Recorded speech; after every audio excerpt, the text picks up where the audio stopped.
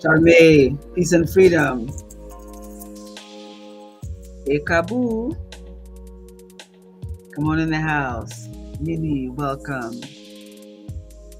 I'm Reverend Queen Mother Imakhu. It's my pleasure to welcome you again to another episode of Senu Living. A special episode for you today, and it is Mother's Day. The word for mother in the Kemetic language is mut, connected to the word ma'et, which is the term that refers to being able to see ma'a, but also to the term referring to peace, justice, harmonious balance, and reciprocity, order, divine order. You know, it's the mother that is supposed to keep the order, the harmony, the balance, and fairness. So I hope that those of you who are mothers out there, hope you had a wonderful day. I hope that you are still having a wonderful day depending on where you are in the world. You know, there's always this thing of trying to get the music right. I sat here for 10, 15 minutes trying to decide which music I wanted. This AI music is just not right. And then I sat here for quite a while before that with my own music, which I've been generating, and decided, not quite right either. It's not really background music. I'm working on creating background music, but not quite right yet. Eventually it'll kind of fade to the background and we'll get into our conversation. I wonder how many of you have seen the movie Sinners. I saw it a couple of weeks ago. I've been trying to get an episode out to really break down everything in it, and it has such an intense impact on me that I didn't want to just like toss off an episode because there's so much, it's so rich. And I figured that today would be a good day because having a spiritual woman's perspective and with all the layers that go along with it, I thought today would be a really good day. And so I would love for you to please be able to share that we're here on the air. And also please click like and also subscribe on YouTube and also on my Queen Mother Imakhu page on Facebook, facebook.com/Imakhu. My Facebook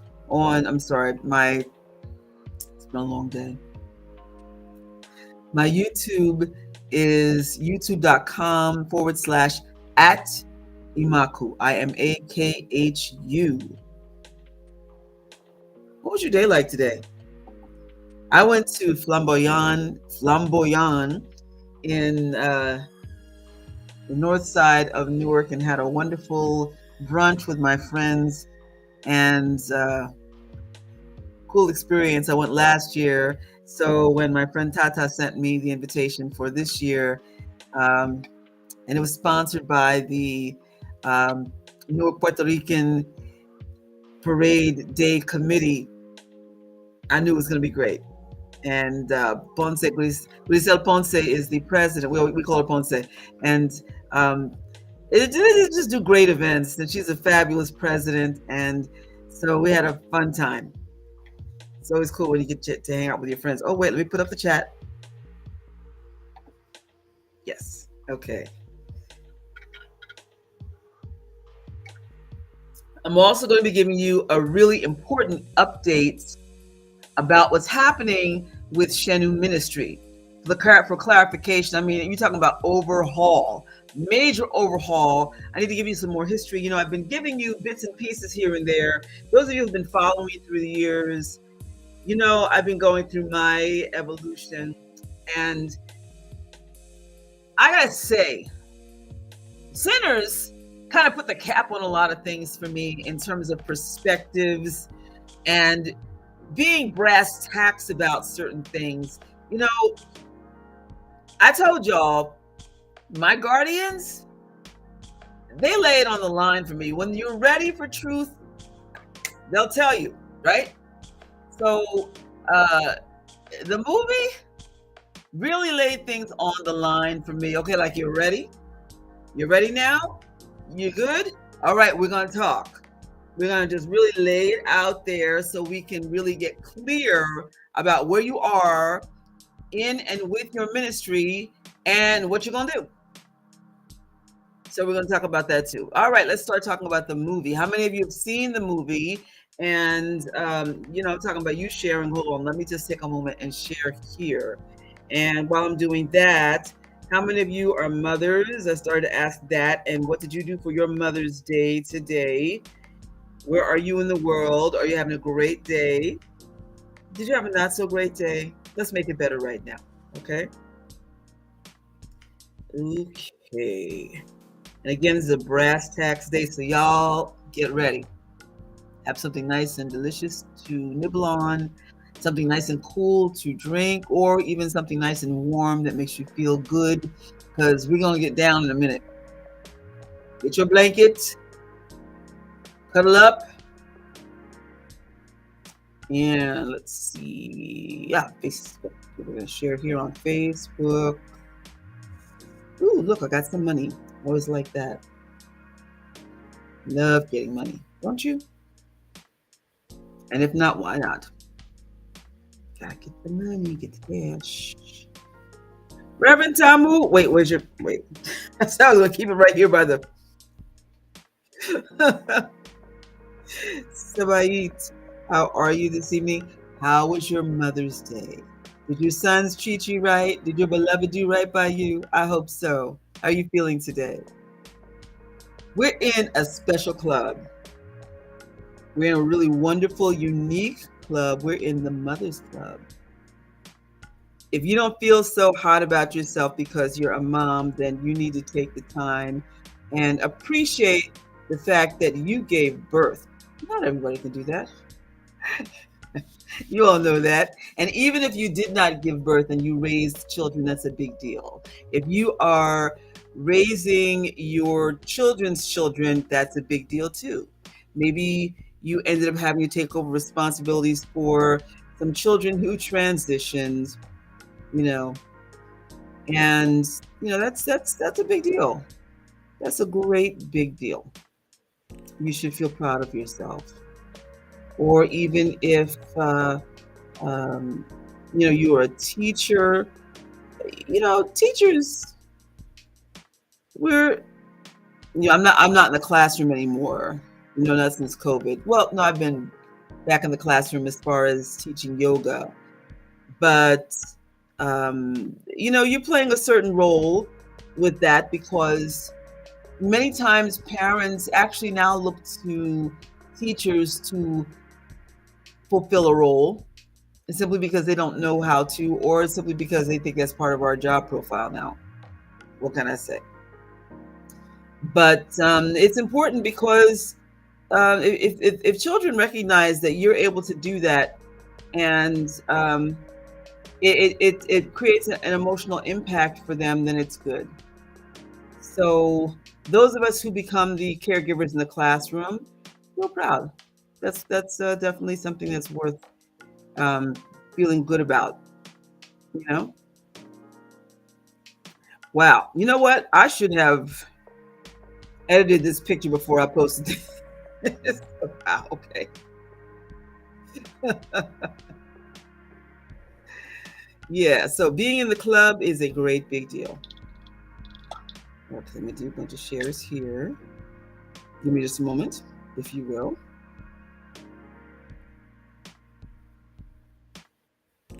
Okay. And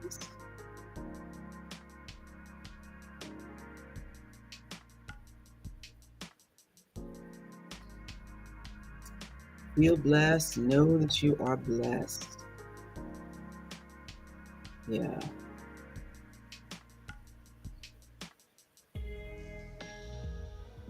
How do you like this music that I've selected? Oh no. Don't tell me it's gonna hit the rails now. Someone always gets to that place. Okay. So far so good. Okay. And I'm not going to do too many because I don't want to spend too much time doing this. Okay.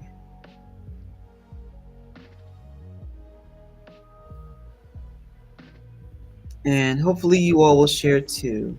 You know?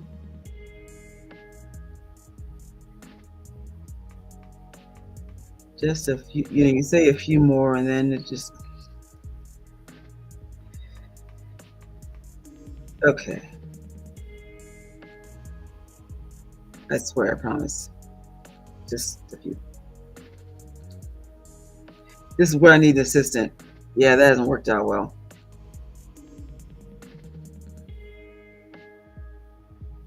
There's a reason for that too. I will get to that.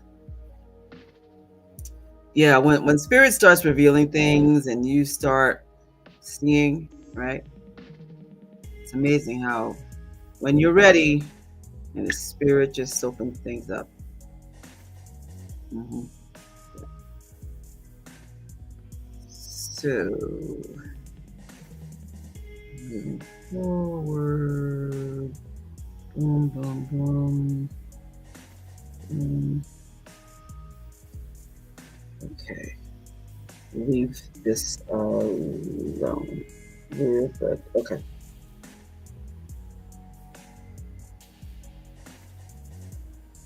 okay, I'm back.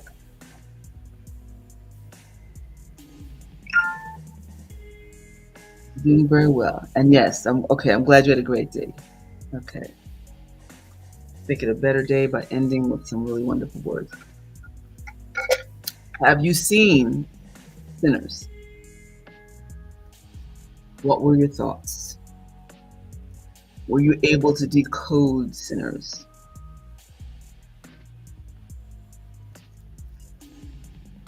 Because in truth, if you are not a practitioner of or a student of, now it's time for me to turn my phone down, of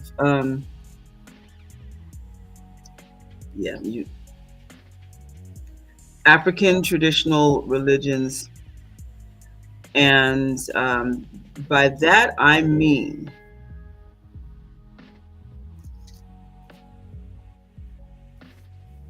those that come out of the diaspora.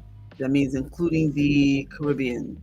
So um, you're talking about um, like the ATRs. So you're talking about Orisha base. You're talking about even you're talking about hoodoo, Vodun. You're talking about Sanse. You're talking about all Vodun based. So you're talking about 21 Division. You're talking about Obia. You're talking about um,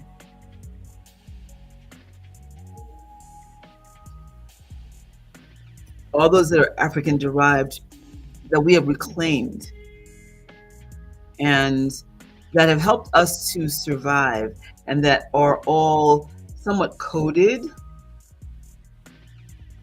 but that we have an understanding of because the fact that they are connected.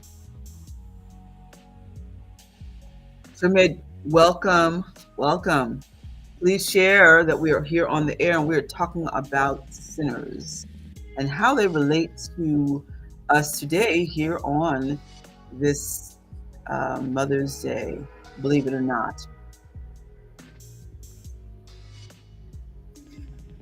And also the importance of understanding our traditions that have often been mislabeled, miscategorized, um, have often been discouraged, and have been taken from us, and that have been hidden in order to still practice them and to be empowered by them, um, in order for us to be um, connected to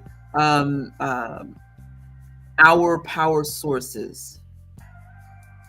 Yes. For instance, in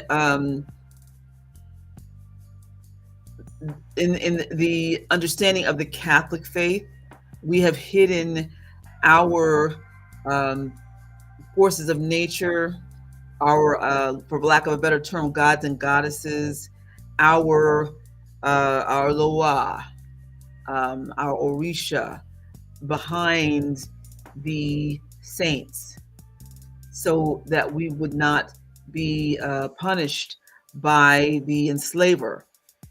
Okay,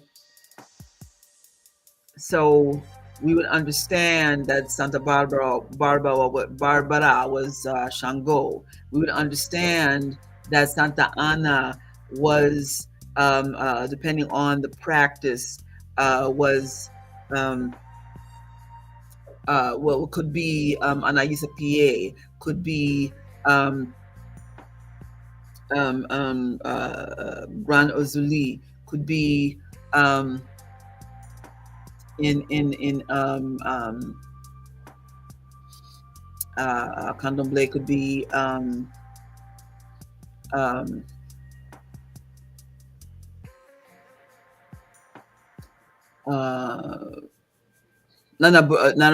I just sing the song in my head, Nana Buruke, Barunke.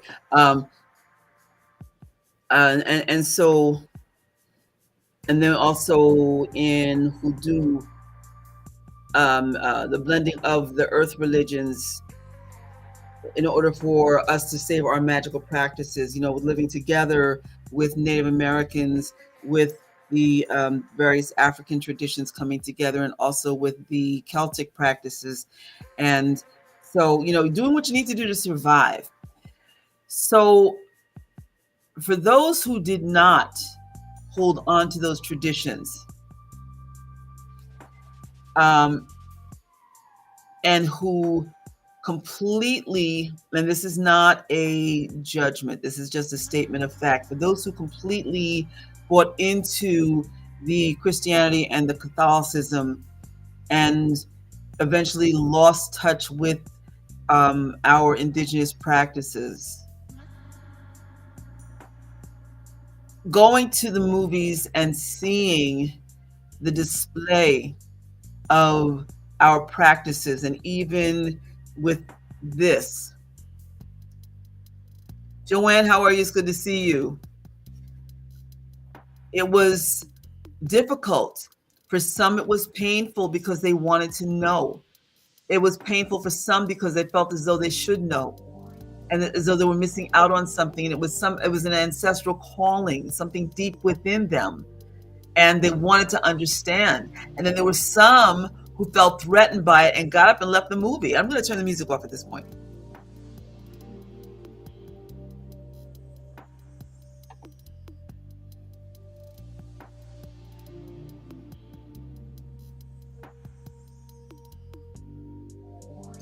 Now, let me ask, for some of you who are here and who have not seen the movie, do you intend to go? Because I'm going to give you a spoiler alert. Because I'm going in. I'm going in. Thank you, Joanne. Missed you too.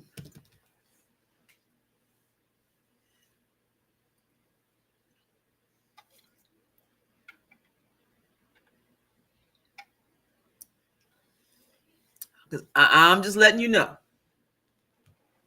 Because there's some key things here, and I'm going to be untangling some key things so that you understand. Okay? I've let some folks know who intended to see the movie, and I said, if there are things you don't understand, give me a call or come back to my channel, because I'm going to be doing the breakdown. And Sacred Lady, happy blessed Mama's Day to all. This is my first without my mom. Oh, I saw the movie last week. Okay, well, first of all, blessings to you. And I have to say, and I'm sorry this is your first without your mom. I know what that's like. This is the first one where it has really actually hit me hard. My mother transitioned in 2020. on Mother's, no, she transitioned on Easter during COVID. And for some reason, this is the first one that's where it's really, really hit me hard. So I understand. I understand. They say it gets easier, but it really doesn't. Especially when, your mother transitions and you've got some issues. And so, you know, it, I've been in therapy, and so, time goes by, but as it gets to a place where you start to really start working some things out, then it gets to you start being able to work through the layers. And so then that's when it actually starts to get hard, when you start working through the layers.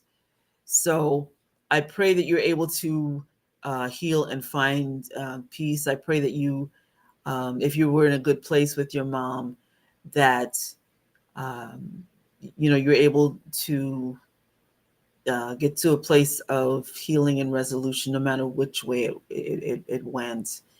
So I'm sorry. I'm sorry.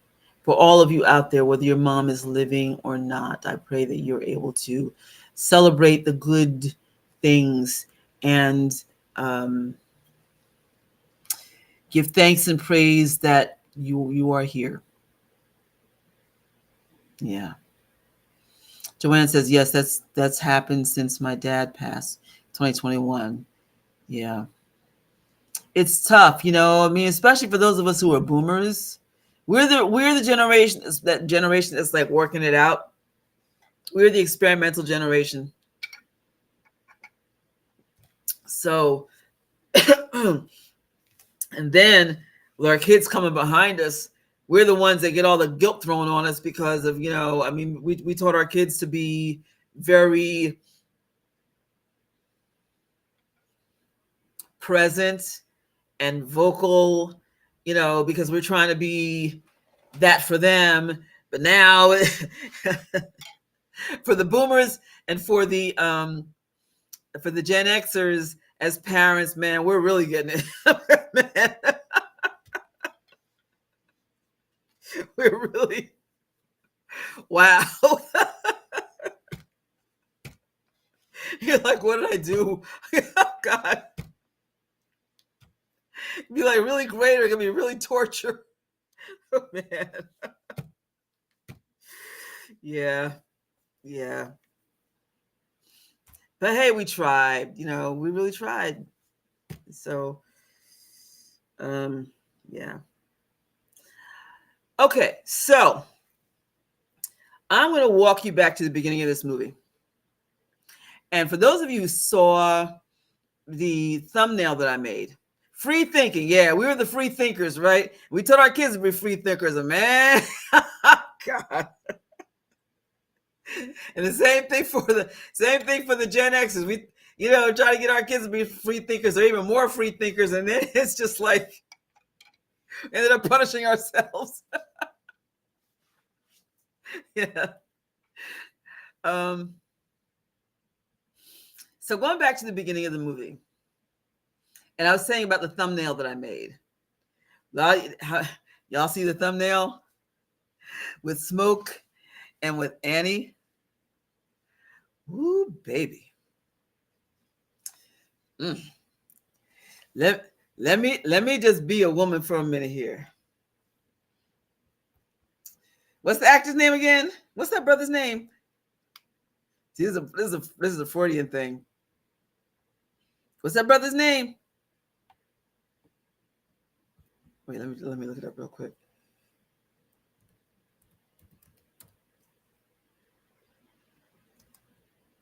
And you would think I'd have it indelibly etched on my brain.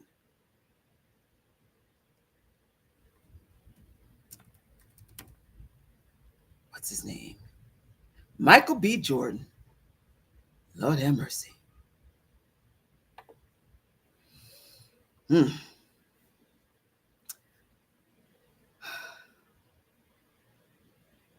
Mm.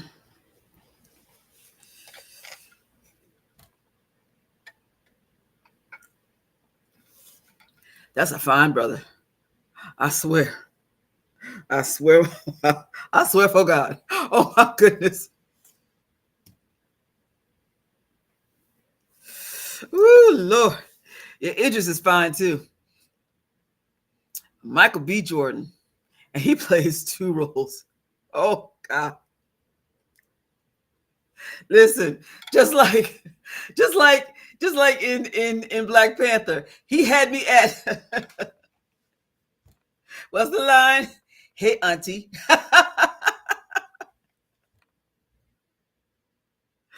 Woo! Mm-mm-mm. Okay, let me get back in my priestess role here. Okay. Um, so he's playing two roles. He is playing both Smoke and Stack. And I love the play on Smokestack. Okay. Now, Smoke is always in blue. Stack is always in red. And see, that's because Smoke, let me start breaking it down. Smoke is representing Ogun. Well, particularly Ogun Balenjo. Ogun Balenjo in the Loa um, um, pantheon, if you will. He represents the Loa of the Ogun of water, because there are several different Ogun in the Loa situation. Now, see, this is where, even though I tell you the initiation I told y'all before was pure D hell, but I was forced. Now, I want to say forced, no, because it was my destiny. But I learned about Ogun in ways that I had not known, even though I've had this book in my house since 1990, 91, late 80s. There was a review. I was asked to review these tarot decks, right? From this New Age magazine newspaper in Georgia, right? A friend of mine was living down there. She had just moved down there. And so she told me about it. And so she said, I think you should call and because since you're a writer, and see if they want you to do anything, since you're a columnist. So I did. And so they were like, hey, do you do tarot? And I said, yeah, I do. So they said, listen, we just got a bunch of new tarot decks. So could you review them? I said, sure. One of them was an Egyptian deck, right? And Egyptian. And then, there were others, and one was the brand new, at the time, New Orleans voodoo deck. Some of y'all probably know it, right? It's old as dirt now, but back then it was brand spanking new. And I was a little afraid of it, right? Because to me it was just like, ooh, voodoo, right? So, Brandon, how are you? Peace and blessings. I hope your mother had a wonderful Mother's Day today, and I'm sure you made sure that she got one. So it was wow. It was very intriguing. I don't agree with everything that's in there, right? But at least it was a wonderful introduction, and I found it to be very eerily precise. But see, Ogun Balenjo was right in there, and truthfully, listen, like from a long time ago, at times when you're introduced to stuff that's brand new, and it just, there's a lot of stuff that just went whoop right over my head. So I didn't even realize that he was in there, because I wasn't ready. So I had the deck all those years and I used it. Okay. But still there was a lot of stuff that so it wasn't until 2 years ago when I first was reintroduced to Ogun Balenjo that I was like, I never heard of him. Let me see if he's in it. He was right there waiting for me. You know me now, right? I thought that was hilarious to me, because now you're talking about from like the early 90s to all these years later. It's right there, right? So color blue is associated with him. He is the commander of the um, army for Agwe, right? Who is the like the male merman, okay?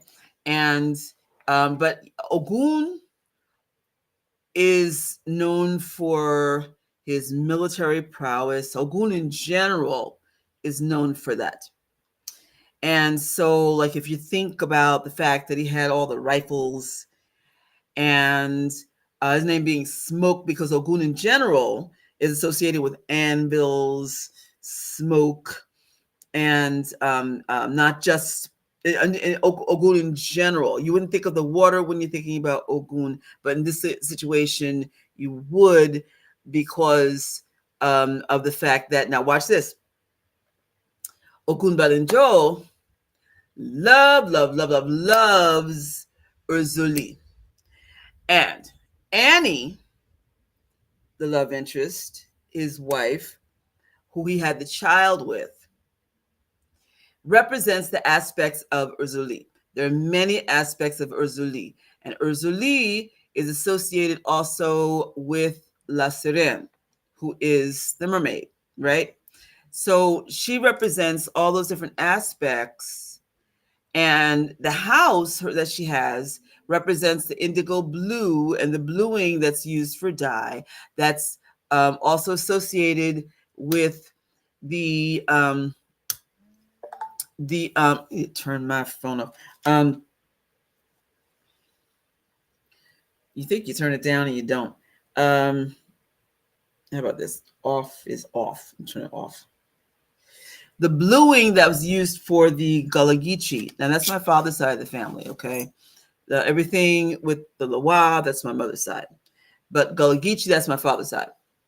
And so the house had that bluing. You saw that she had the bluing on when she first came on the screen. She also had on the Elekes, right? So it shows she was initiated as a priestess. Okay, so that associates her with the energy of Moja. But this also again shows that, listen, she was a woman of power. Okay, so she was a local hoodoo woman. She was a local. She was associated with Orisha, also with Vodun. So listen, she was a woman of juice, right? Now, also her name being Annie. So in the Lawa tradition, it Saint Anne or Santa Ana, that is Grand Uzuli. I talk about the Uzulis, right? And their love, the heart is associated with them. So at least with Gran Uzuli and also Uzuli Fueda, but also the heart Loa, symbol of the Veve, is also associated with Uzuli Dantor. Okay, so all right, so now here's the thing. So here, she made him a gree bag. All right. People who are associated with Native American spirituality, they think of this as medicine bag, medicine pouch. This has many names. So she made this for Smoke in order to help keep him alive. He went into the military, and then he got involved in some things in the underworld in Chicago and all that, and it kept him alive. And he still had it on when he came back home. And now, she obviously was somebody who was very, very talented, quite a gifted medicine woman. People went to her to go and get the hookup, right? And for those of us who are familiar with this, then listen, that's how it be. People know that we're the ones, you get sick, go around to Queen Mother's house. right? Yeah. People come and hit you up. My baby's sick, Queen Mother, what you got? Can you help us? Right. Such and such poet is sick, Queen Mother. Can you help? People know. They know who to go to because they know that we know the herbs to put together, right? Hmm. Now, Annie was also known for her culinary skills. Okay. That's part of the work of the priestess, you know? So they're going to open up this juke joint, he and his brother, with all this stolen liquor that they got. They stole all this liquor from Al Capone and from the Irish mob. So they've got all this Italian stolen liquor and all this Irish stolen liquor. And Smoke comes and asks for her to get in on the enterprise by cooking all this food. Now, I think that's interesting because now she's the mother of their child that passed away. He makes a snide remark about the fact that she was not able to save their baby.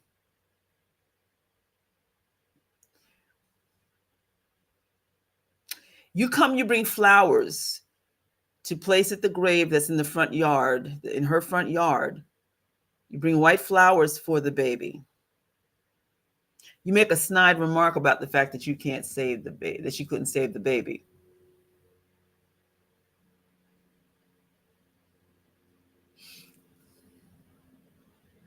But you've been walking around alive with the juju bag that she made for you. Okay?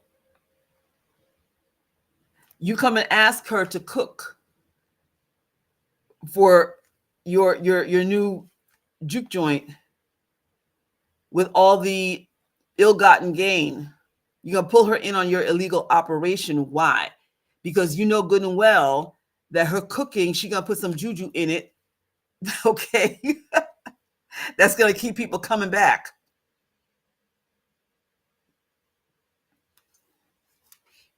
Okay, so see, now this is a lesson that I want to share with you regarding this. Sisters, this is a problem a lot of times that we have. Okay. We have all this mysticism in our fingertips, all this knowledge right here, and all of this power right here, right? And truthfully, we're the neighborhood doctors. Yeah. Those of us who are called to the water people, the water wisdom people, we're the healers. This goes all the way back into antiquity. Okay. What he is asking is akin to asking a surgeon, hey, can you come to my event and cook some hot dogs?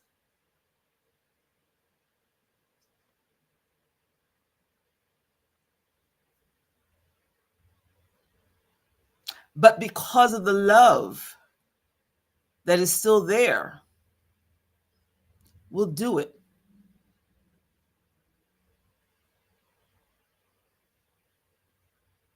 Let's ponder that for a moment.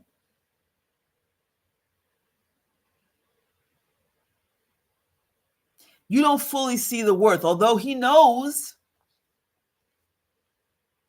He knows to a degree. He knows. The children that were there had just left, because she hooked them up in whatever way. Yeah. He's been walking around with his Gregory bag, right?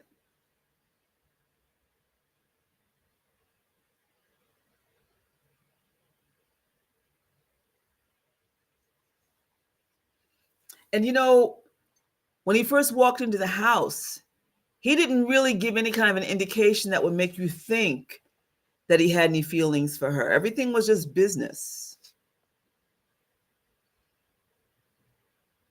He was there to get what he needed in terms of business, right?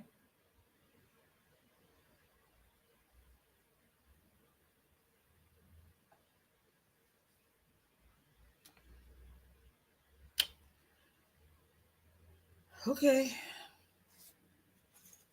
I mean, only when she approached him did you get that whole sense of the fact that that they had an intimate relationship, that they actually had been husband and wife. You know, it's kind of quiet on the line there. What you think? What you think?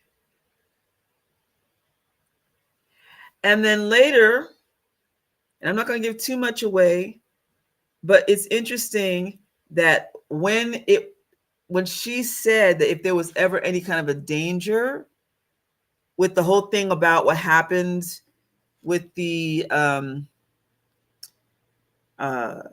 the vampires, that if she needed to be taken out, she showed him how to use the stake in order to go to the heart. And why? Because with the Urzulis, they're about the heart, you know? And let me tell you one more thing. So later, toward the end, when he decided that he didn't want to be there anymore, when all was said and done, right? What did he do? He ripped off the Grigri bag that she had made in order for his life to be over. Okay? Because it was that good. Remember, she had refreshed it.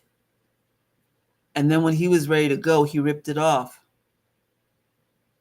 And he was sitting there rolling a cigarette, which he was trying to smoke. Okay?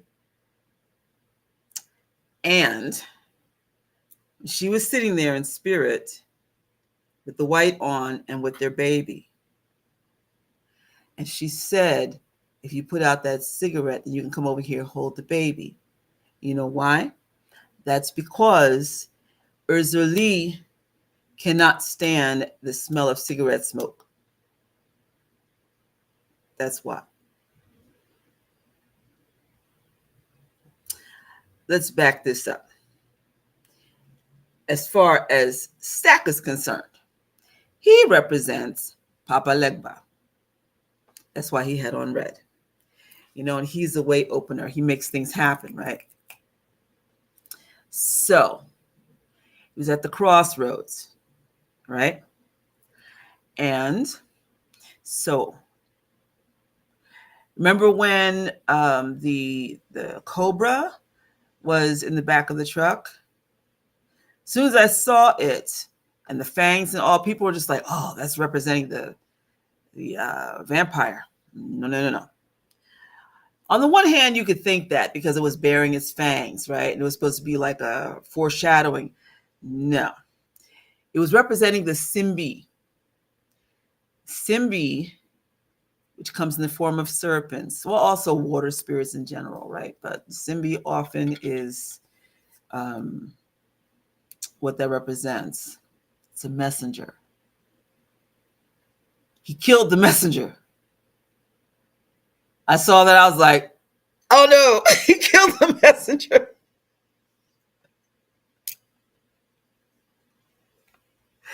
This is not good.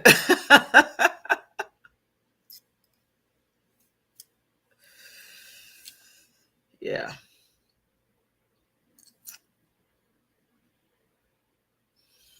Yeah.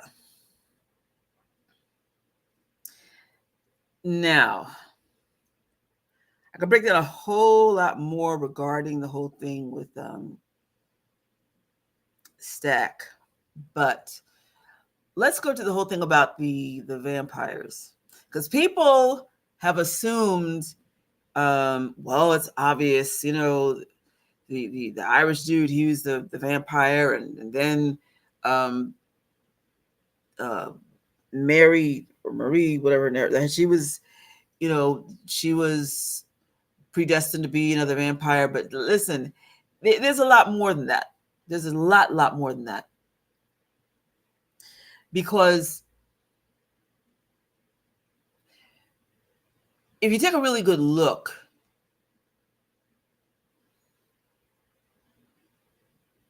you think about it, like who really are the vampires? Think about the vampires in your life. I spoke a while ago about who you let in your house, who you let cross your threshold, who do you allow to influence you?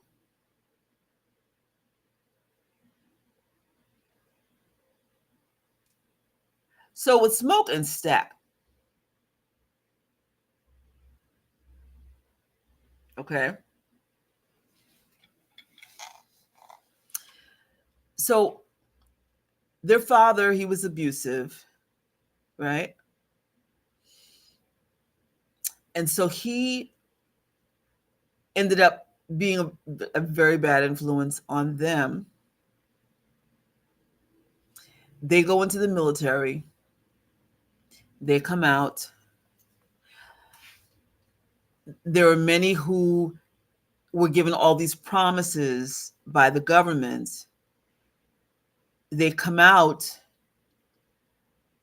those promises were unfulfilled. So many end up turning to crime, underground, organized. So that becomes the thing. They end up getting involved with Al Capone, the organized crime from the Irish, the Italians. They steal from Al Capone, steal from the Irish. Now they got to go and unload all this stuff that they stole. They bring it back to their community. So now it becomes a negative influence on the community. Now, this is like a normal thing, right? But it becomes normalized and justified, albeit because of the broken promises from the government. So covering for all of that becomes a thing. And, you know, this is something that a lot of us have just gotten so accustomed to.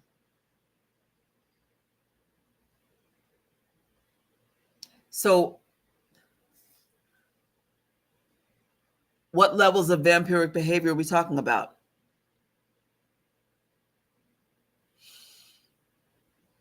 And then to exert your authority to make sure that you're not going to be taken advantage of again.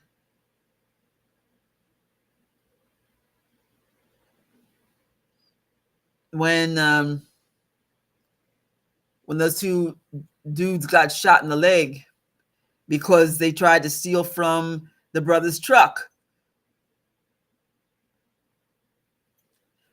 it was normalized. Right away, before that, when the young lady was shown, let me show you an easy way how you can make some money. All you got to do is watch the truck. And then, I mean, you know, it was just perpetuated after, you know, perpetuation after perpetuation after perpetuation.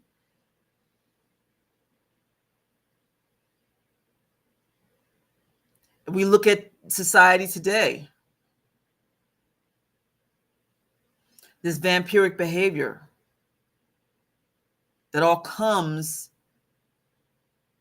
from what? Even the whole notion of going to war, you're promised this, this, and this. Okay, I'm going to do this and go against my nature and go and kill a whole bunch of people. And then you don't get what you promised. Oh, okay.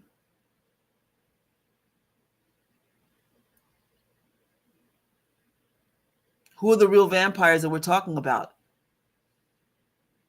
Who are the bloodsuckers? Let's talk about the guitar.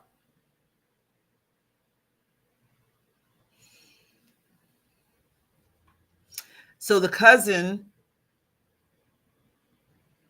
doesn't want to get trapped being in the church. He's trying to be free. And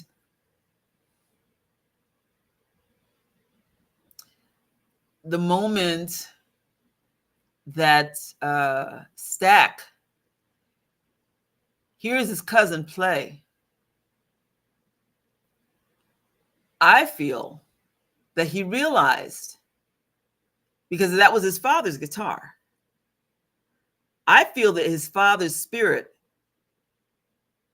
was attached to that guitar and to the cousin.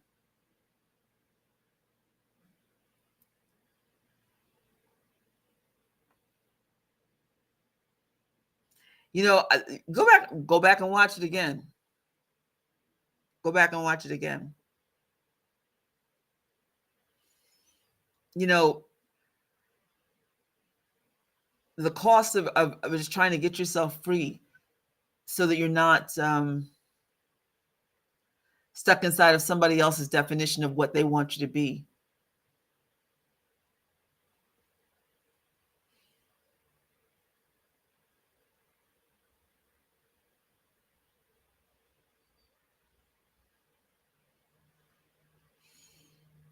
Any thoughts here?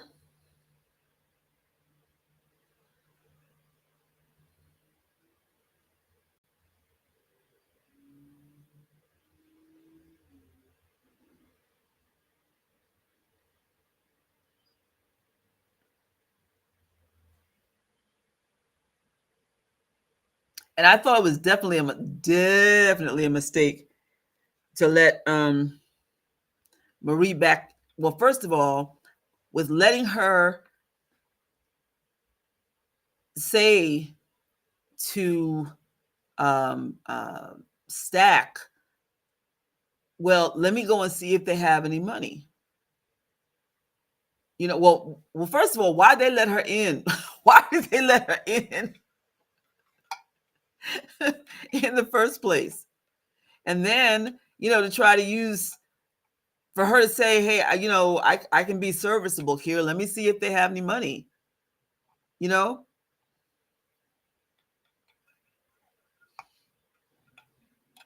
they should have kept their boundaries. Yes, so many types of vampires we encounter in our lives. So many. So, like, what are the boundaries that we set? When do we drop those boundaries? And for what? What's the cost? And you know what I tell you, that whole thing with the Celtic dude, he wanted that guitar so badly. He wanted it so badly. You know, I think about how in The Sounds of Blackness, there was a line where they're saying, everybody want to sing our blues, nobody want to live our blues. And the whole thing with cultural appropriation that takes place, you know, you can't assume.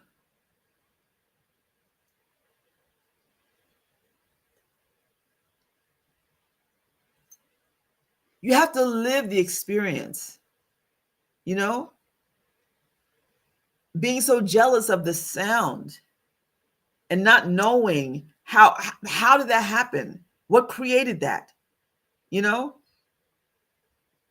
And then, okay, so now all these folks I've created, as vampires. Now I'm just gonna make them do my music, right? If I can't have yours, I'm just gonna make them do my thing. But still so envious. But I want your sound. I want your music. Oh, and that scene, oh my God, that scene where the cousin is playing the music and all of the ancestral sounds are coming out, whether it is the Asian, whether it is the oh my God, it was, oh wow. That was that was glorious. That was glorious. I just threw my hands up. Oh, I should say, for people who have visual problems, like I have, I've told you all, I have epilepsy. I have photosensitive, and I brought my sunglasses with me. I brought several pair of sunglasses with me, because I wanted to see the movie so bad, and I'm all ready to, and I'm sitting there watching, and I pulled my sunglasses down. I was like, "What's going on?" I was able to see it. Turns out that they changed the filming process back to the way that it was decades ago because the filmmaker was trying to achieve a certain effect, like this hazy twilight effect. So it's, and I read the review.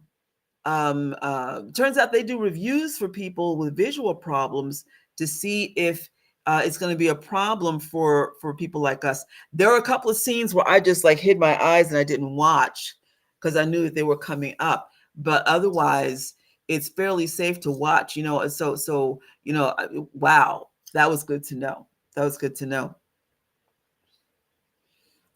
Sammy trying to find self-identity outside of who is his father would have him be was powerful. Yes, that was extremely powerful. Did you know? By the way, did you know that was excuse me, Saul?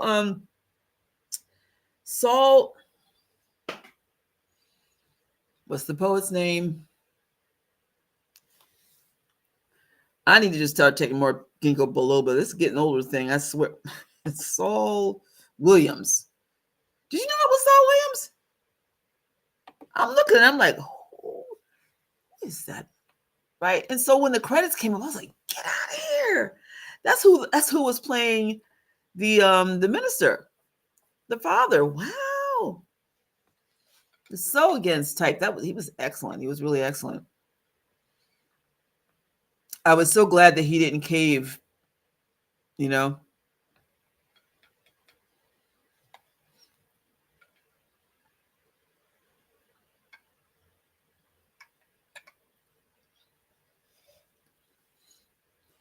That movie was a masterpiece. It was an utter masterpiece. Now, I don't know if anybody noticed, but when Smoke went off with Annie and the baby, he was not wearing white. Leave some room for a possible part 2. Maria, happy Mother's Day. How are you? I'm hoping that you had you have a different day for Mother's Day in the UK, but I hope that you were able to have a lovely day. Drop me a line, please, over in IG and let me know how you're doing. Yeah, deep movie. But oh my God, it messed me up. Oh my God. You know how you have some situations where it's like you just can't talk and you just pondering.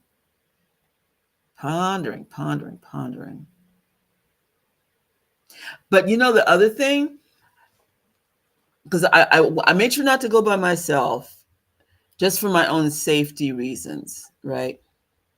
The Chaffers. Hey, how you doing? Give thanks and praise. It's good to see you. Are you still over in the motherland?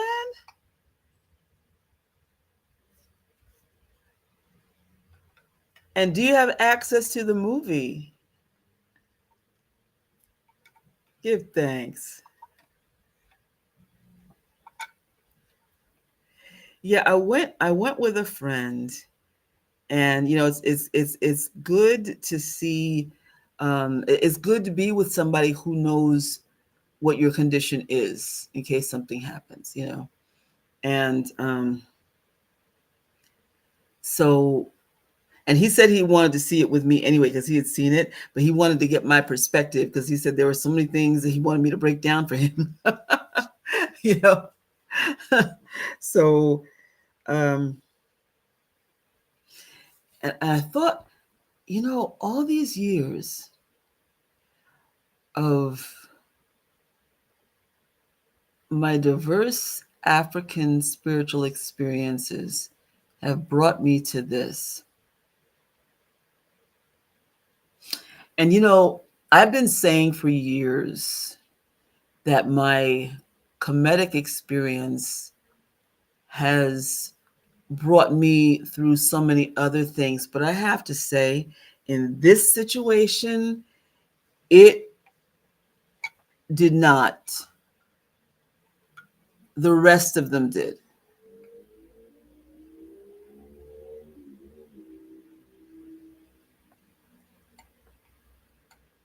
Oh, it's 5:50 where you are? 5:50 in the morning. Wow. Yes, indeed, it was a masterpiece. I mean, from a cinematography point of view, from the script, from the acting, the directing, everything, every detail, everything. It's a masterpiece. Masterpiece. So, and then of course, being a boomer, I thought about what it was like growing up when I did in a town where they burned crosses.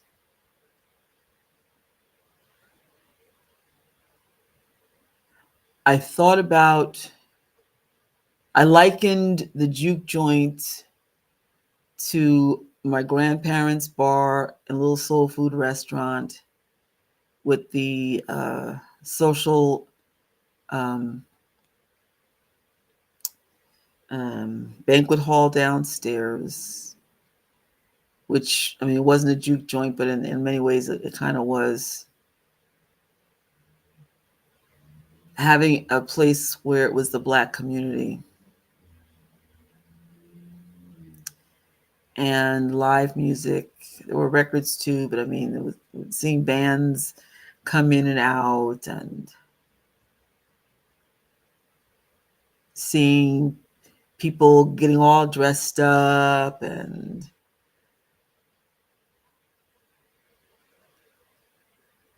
the importance of having the fried chicken and fried fish. And Thursday was crab night. We used to go with my grandfather, go and buy the live crabs, and he would cook them.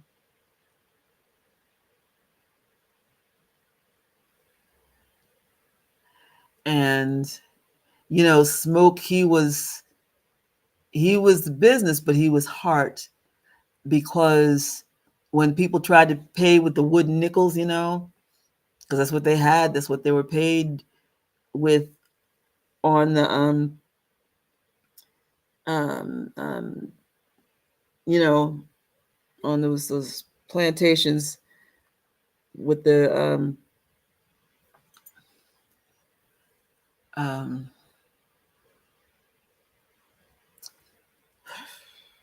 sharecroppers. My grandparents were sharecroppers before they came up north.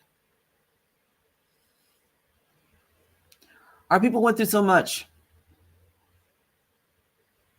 No, I never saw Lovecraft Country. I'll have to watch it. You're still in Kemet, Chaffers? Okay.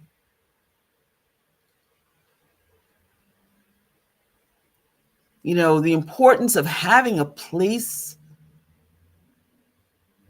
to just have that community relief. And yeah, they were trying to get rid of that illegally gotten liquor, right? But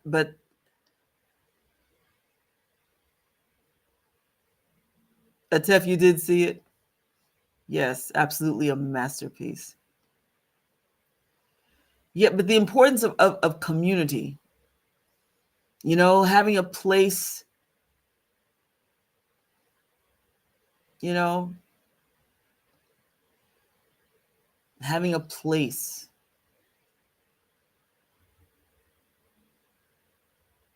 I remember the safe feeling of community.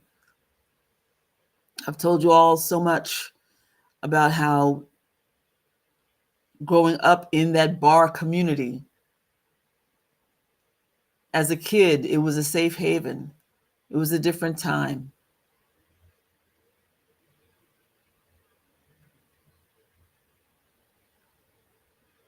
I felt such a sense of grief watching the movie and seeing how just in one night, because of letting the wrong person in, was destroyed.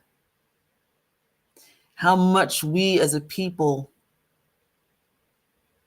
experience things being destroyed from letting the wrong person in. It's come and tear up stuff. Trusting the wrong person. So many scenarios over and over and over again.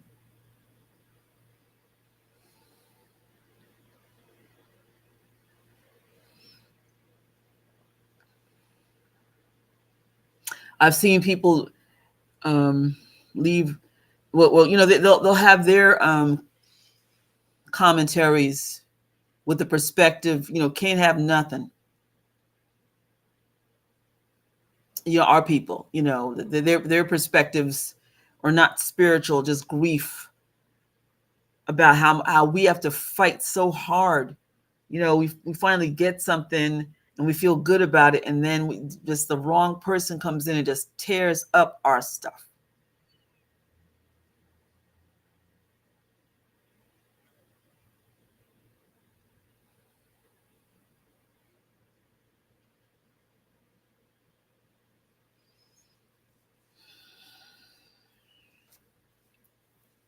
Or sells away our stuff.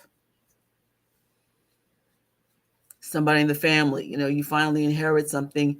I've experienced that myself. My grandparents worked so hard, died with no debt, left us all this property, and then one greedy person in the family lose everything, everything.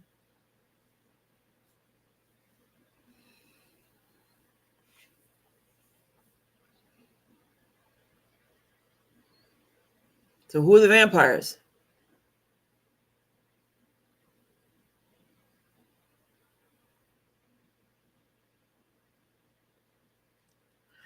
I had grief last weekend, deep grief. I attended a memorial from an elder in our religious community. Well, now I don't even consider myself part of that community anymore. I sat there and I was just in shock. I was in dismay. And I was like, you know what? I got to cut this tie once and for all. I was like, this is a mess, and we're going to go through this, another generation going through this mess. It's a mess. And situation where greed,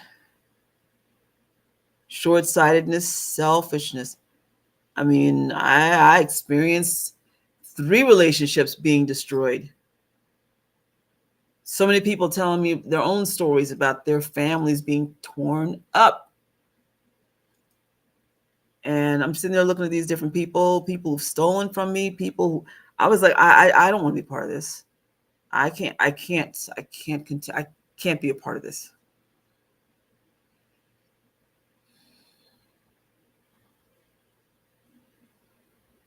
There's nothing healthy here. There's no legacy here. In name only, I can't do this.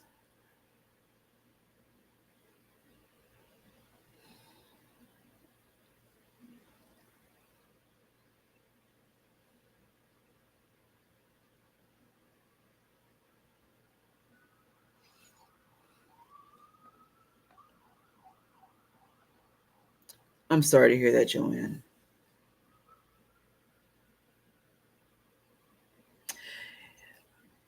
Sometimes that's how it is. you know, sometimes, in order for growth, and, I mean, just like sometimes you have a tree that's diseased and you have to lop off the diseased parts. Shawanda Sheree, how are you this evening? Yeah. Amen. Amen. And speaking of which, as I'm watching the movie, and I guess last weekend with the memorial, and I'm sitting there, and it's just like I'm watching the movie, and I'm like, what am I doing? What am I doing?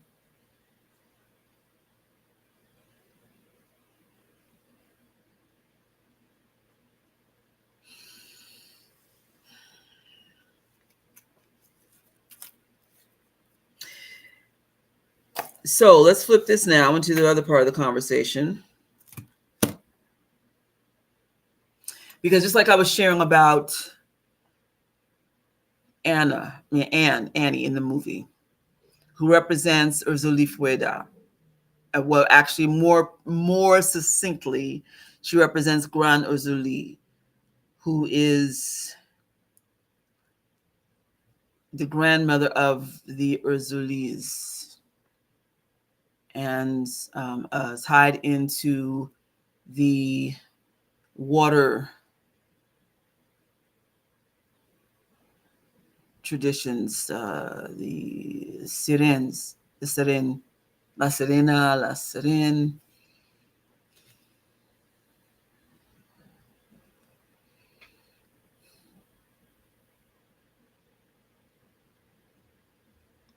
I've shared with you before about how when I was um, introduced to the water tradition, and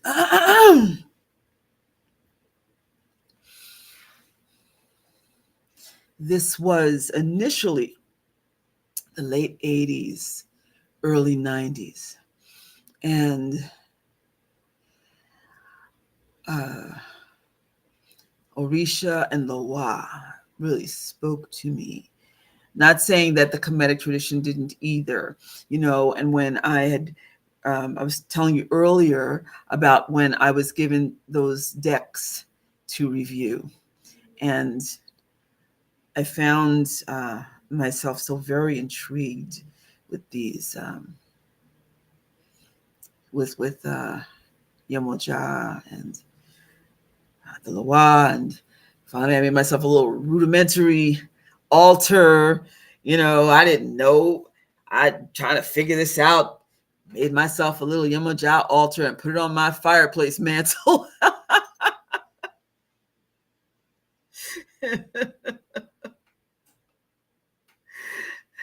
Blessings to you, sacred lady. Thank you so much for being here. Enjoy your family time. And I filled it with water every day and lit my little candles. And the thing that I've learned over the years is you find out what works by trial and error. If it works,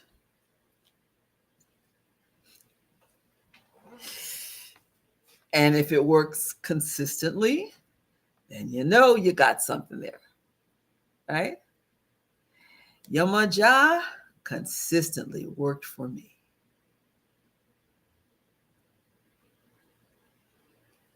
She never let me down. Never. Never, never.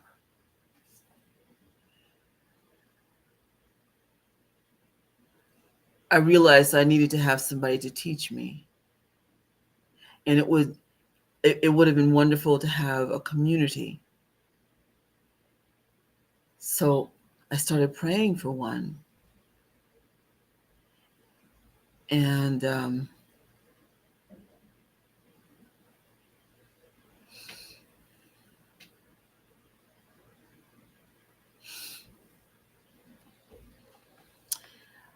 I met this lady who was introduced to me by this man who used to come to my house for the drum circle I used to teach at that fireplace, right? And he told me that he was doing some repair work for this woman who was opening up an Egyptian temple. And maybe I'd like to meet her. I was like, nah, I'm trying to find somebody who knows about Orisha. Okay. He was like, well, maybe she knows somebody, you know? She was having a Kwanzaa. And in my gut, I was thinking, I don't think so. But my mate that I was with at the time, he decided, you know, what the heck, let's go. You know, she's having a Kwanzaa celebration. And so I'm thinking, well, maybe she can introduce me. Hey, there's somebody who knows. And so, we're talking, and she just seemed very mysterious, kind of like intentionally mysterious, right? And so, we had a chance to talk.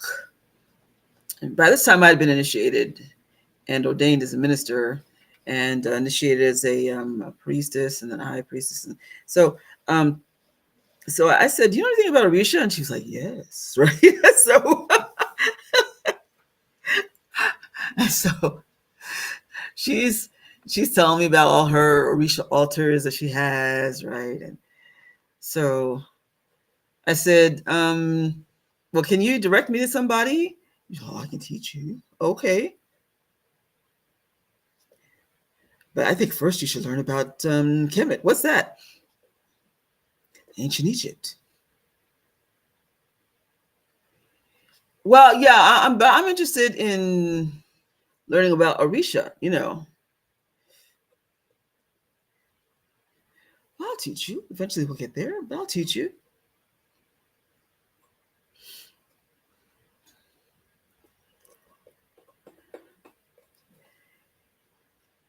I'm like really insistent. I'm really just interested in, like I have a Yemaya altar and all this other stuff. And so, can you teach me about Yemaya? "Oh, yeah, listen, it was a serious bait and switch. And, the whole way, I kept getting bait and switch, right? And um,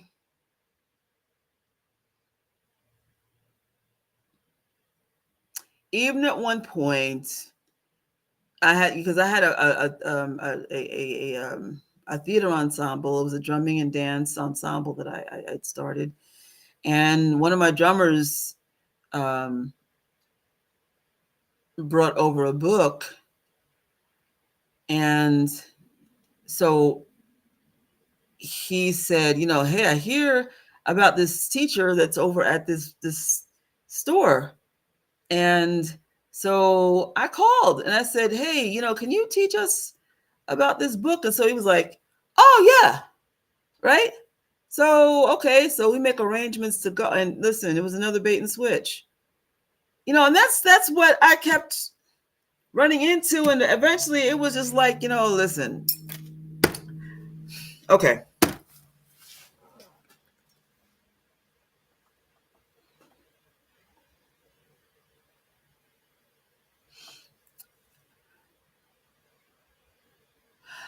The only place where I didn't get a bait and switch was at the Metaphysical Church, where my tarot teacher, who figured out that I already knew everything about tarot, told me, "You don't need this class, but you would benefit from being in this mystery school." She introduced me to Kemet, you know, and it was, wow, that was, it was so rich, right? Um, but I mean, I'm still trying to find the Orisha stuff, okay? But I wasn't getting a bait and switch, but I kept getting bait and switch.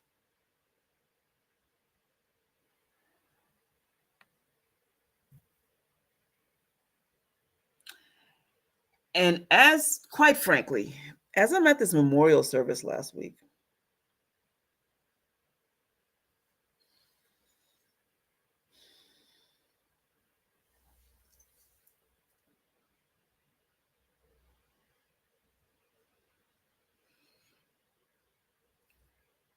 I'm remembering all these. It just wasn't good.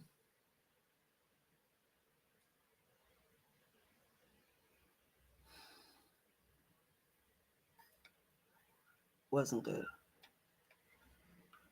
And listen, I know a lot. I know a lot. I know a lot. I know a lot. But not from these folks. It's because um, I'm smart. Okay. And I love learning. And I love seeing how things are interrelated. And I wasn't getting any answers to the questions that I had. And so, I mean, it has served in my good stead because of all the studying that I've done to see how everything is interrelated. Now, listen,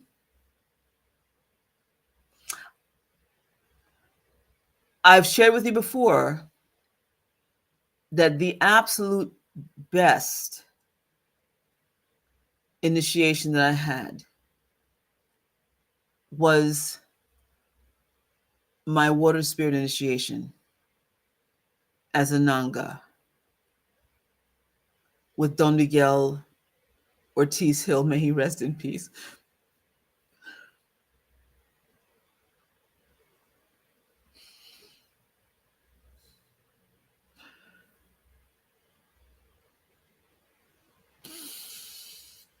It was the most beautiful,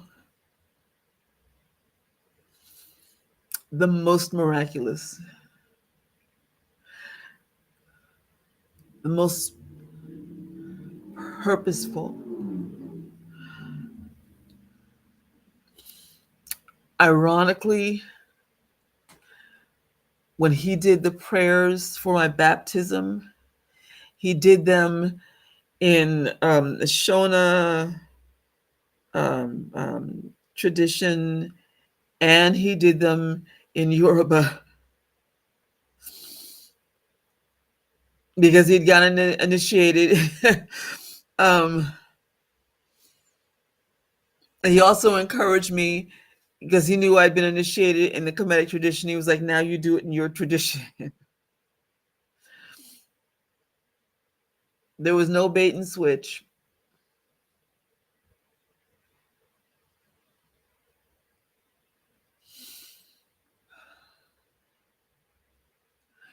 He called upon Yemoja.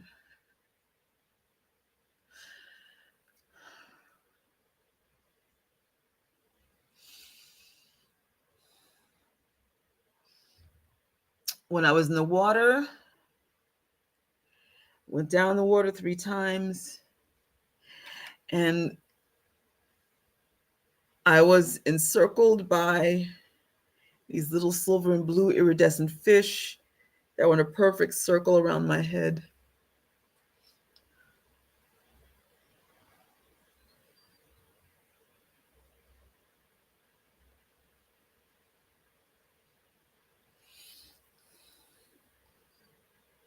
When I went through the experience with the other priestess, when I kept saying, I keep seeing ducks everywhere. The bus stop, you know, everywhere. Can you tell me what they mean? She just kept looking at me. She wouldn't answer me. Well, I didn't know there was I mean, they have a meaning in the Kemetic language too. Ek means enter, okay? But I mean, that's the word for the symbol is a duck, okay?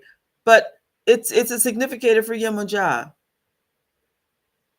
She wouldn't tell me. Maybe she didn't know. I don't know.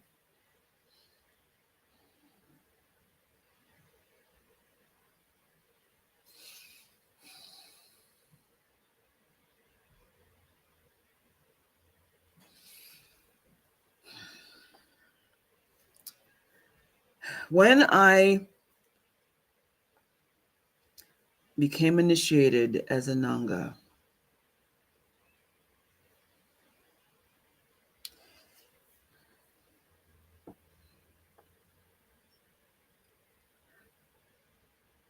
Don Miguel told me that he brought Michael, Mandaza Kandemwa here from South Africa, who I also got initiated by. Wasn't a miraculous experience, but hey, it served its purpose. But um, it was an experience I had with Don Miguel. But he said that he brought Don Miguel, I mean, he brought Mandaza here to reunite um, black and brown people who had the ancestry of enslavement and who had been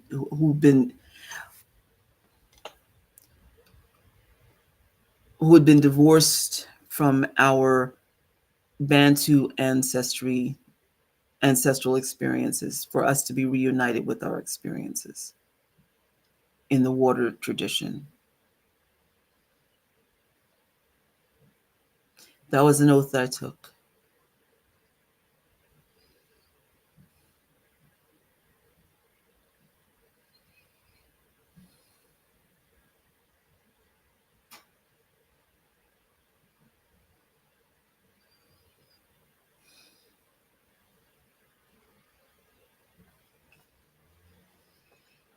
I've had some amazing experiences with initiations, with initiating people. I've had some hellish experiences with initiations with people who did not bring their genuine selves to the water. Water is a mirror.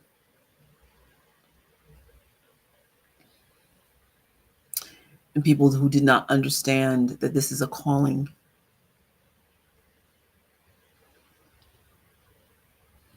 And our ancestors, our African ancestors, want us to remember and to reclaim and want us to be healed,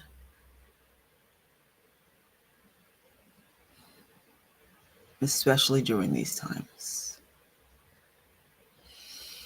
Some people act like it's a tourist attraction thing. They get it, and then it's like, okay, on to the next thing. Or they're looking for power. You know, it's like, okay, that was good. What else can I do? On to the next thing. This is like the Annie experience, where people assume, just like with smoke, not realizing you're talking to a physician, not just somebody who's there to make some hamburgers. Okay, I mean, that's something that she can do. But a physician can just make some hamburgers too. In in Kemet, temples were hospitals. And in the early days, they were run by the women. Eventually, when the men were brought into the temple too, they were physicians as well. But the early priests and priestesses, the early priestesses, the Mami Wata priestesses, they were women. They were the oracles, they were the healers.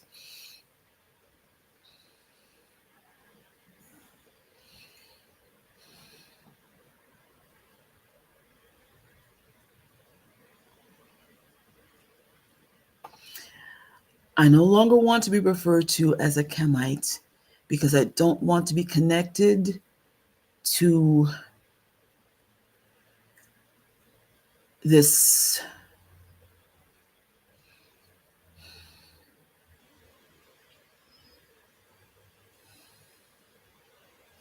tradition that has been presented over these last 50 years. Shenuist, yes. In starting Shenu, the research, all the work that I've put in for the furthering of our practice It is to bring the full circle experience and showing through the language and through the practice how everything in the diaspora has come together and how it comes together. Just like in discovering that dare, which is used for the healing community that comes together in the Kemetic language, is jare. And in using these words that are similar,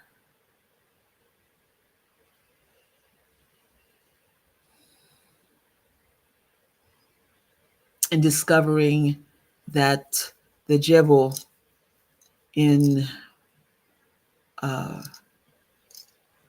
in the Haitian experience is Jebu in ours. And it continues. There is a cross correlation, and knowing that we should be using these words just for the sake of our own familiarity and healing, and so that people stop thinking that they are separate because they are not. And so that we stop thinking that one is better than another because they're not. And so that people stop thinking that they have disappeared in the Tamarian experience because they have not. We are Shenuists. And what is used in Vodun, in Hoodoo, in Benin, in Orisha traditions, in Candomblé,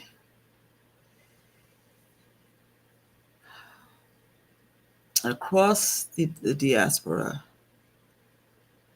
is in one central tradition in what we call Shenu, the full circle where we use our brains, where we are not afraid to be introspective, where we are not afraid to look into the mirror or the pool of water. We are not afraid to heal ourselves, to be accountable. We are not afraid to heal one another.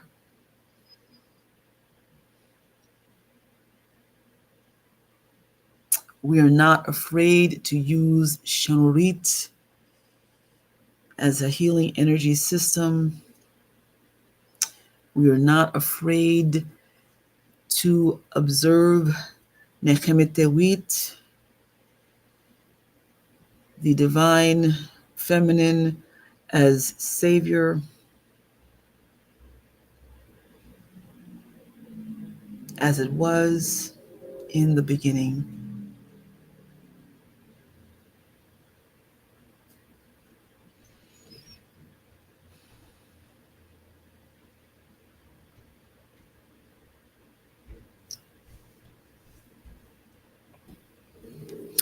And where we are not afraid to incorporate the energies, the names, the guardians of the systems throughout the diaspora, whether we're talking about Sanse, whether we're talking about Vodun, whether we're talking about all of it, and where it's okay for people of color to recognize that we can be healers and we can be healed.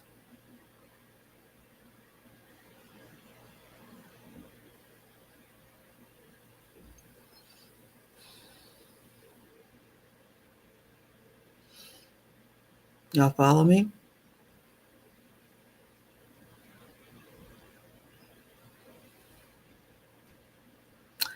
Oh, and one more thing. There is a group of y'all.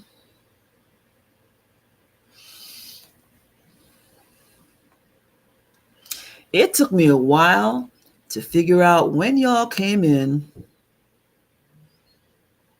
and why. And this was from about 2017, 2016.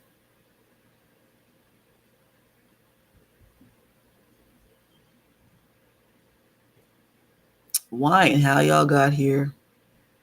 You know who you are. And, the funny thing is, usually at some point you start asking me for my address. You sailed in with someone who used to be in my life.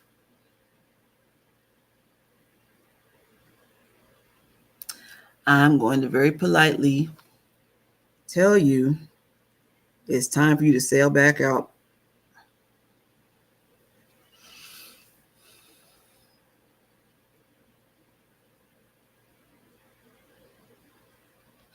Because it's very unusual. There's a particular way in the language that you have, and usually start speaking to me like you're the privileged side piece.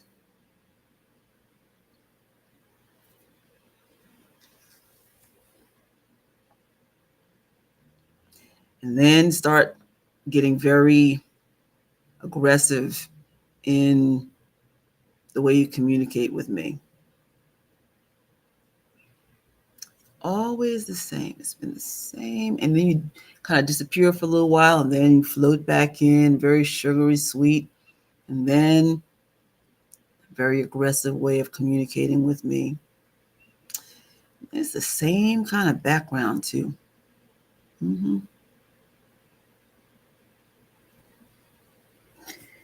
Yeah, I can find your way to the door. All right. Thank you.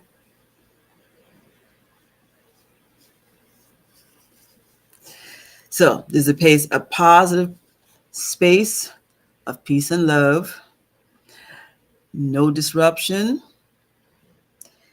and no confusion. And any way that you have been misled and you're feeling as though you need to be connected to me simply because of whatever adjacent relationship you might have had to any previous individuals in my life, listen, all I can tell you is get a life and keep it moving, okay? Yeah. Okay. So now, as far as the comedic piece is concerned, I will be producing comedic motivational stuff. That's the previous stuff that I had done. Moving forward, Chenu will be a well-rounded experience. The lives, anything live that I will do will be motivational, but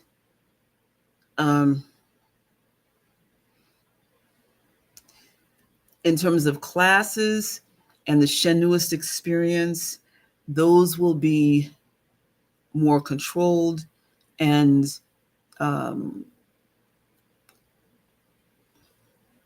class oriented. I've been trying to figure this out for the longest time because the biggest thing has been there have been rude people who have popped up and who have been like stalkerish, and that's got to stop, right? And I had to really figure out. Spirit had to like bring it to me. Okay, so see this again when you're ready. It becomes clear. This is what's been happening. You feel me, Joanne? Yes. I've had almost a decade of needless stalkers, so finally it's just like, oh, that's what, okay. So anyway, So the next thing is going to happen as far as the next level in terms of oh yes, so um, the red tent experience, which I also found out somebody, listen, I mentioned it to some people who were studying with me before, and one actually was not, somebody who was in a previous temple that I was in, and then I found out just a couple of weeks ago that somebody took the brand and ran with it. It was not even their brand, but straightening that out too. So yeah, again, whole thing with vampires, but listen,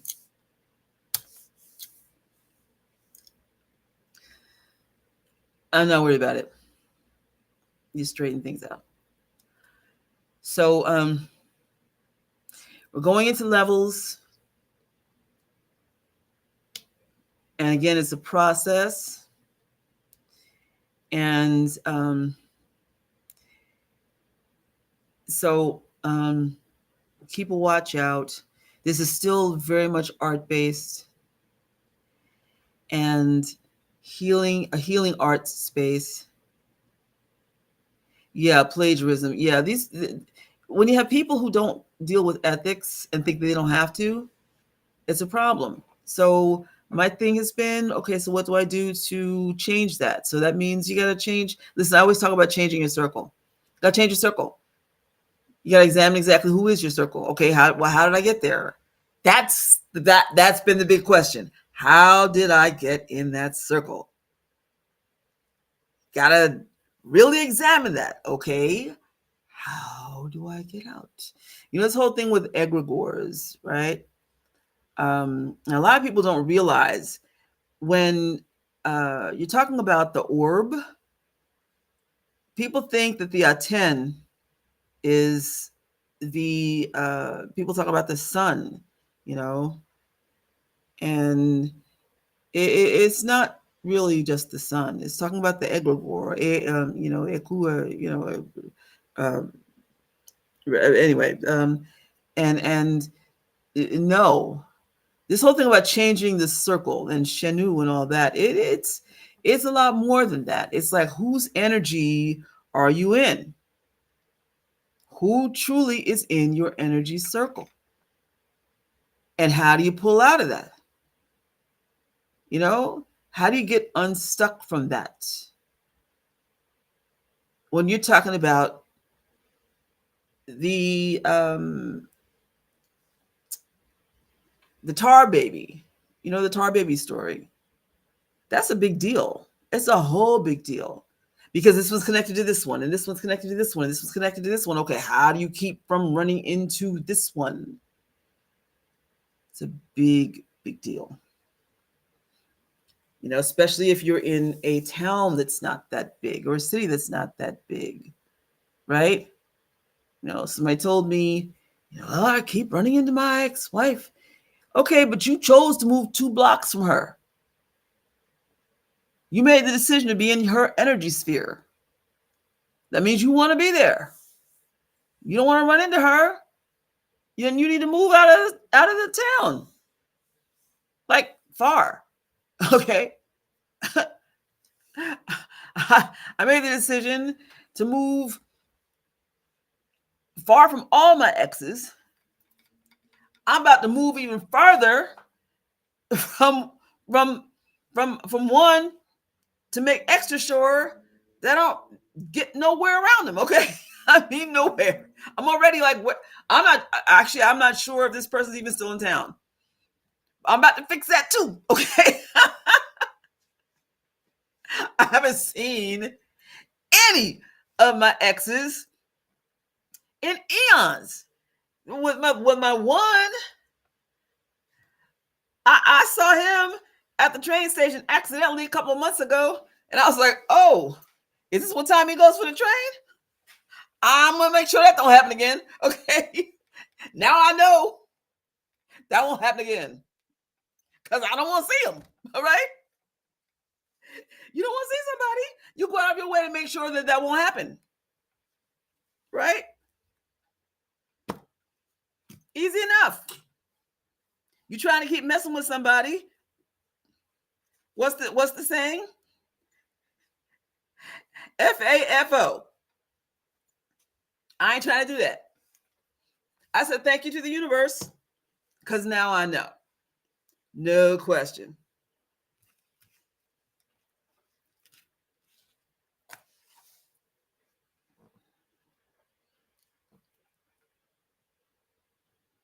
Don't be playing like that.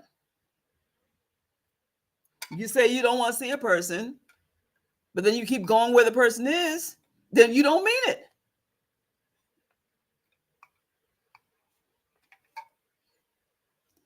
So,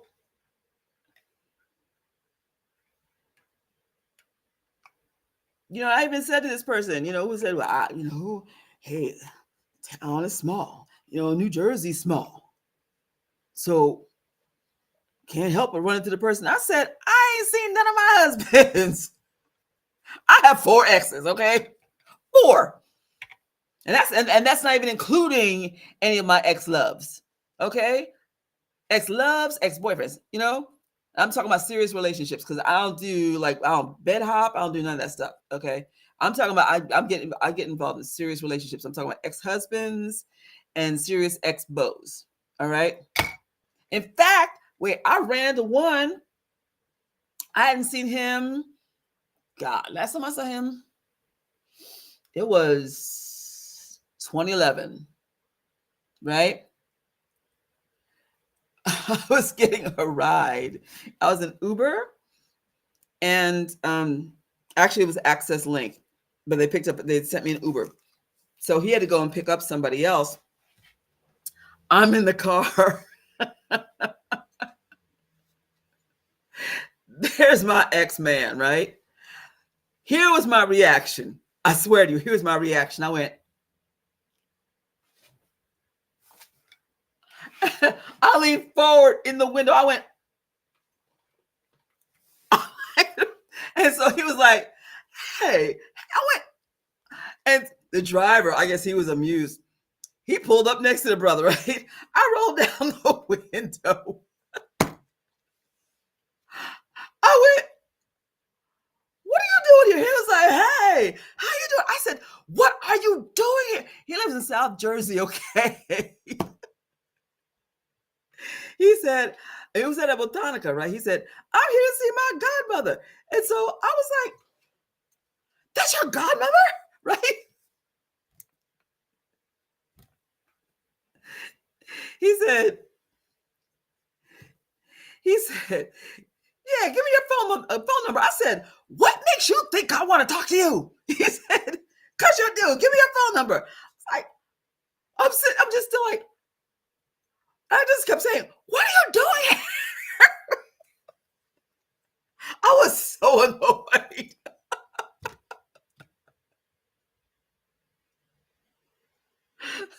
He said, yeah, I saw you one night. I was working security over the McDonald's. I was calling your name, but I guess you were just in your flow. I said, what are you doing here?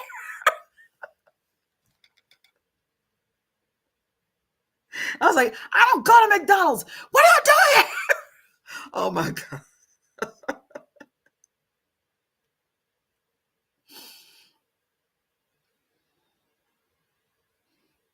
And his godmother is a friend of mine. She owns the Botanica. I'm like, the next time I saw her, she said, do you know? I said to him, how do you know her? The thing, because he's an ex-beau and also he's an ex-initiate. Oh my God. Well, I'm telling you, when it's over for me, it's done. Okay. I've only had one situation where I stayed friends with an ex. But even after that, I was just like, I'm tired of this. I'm done.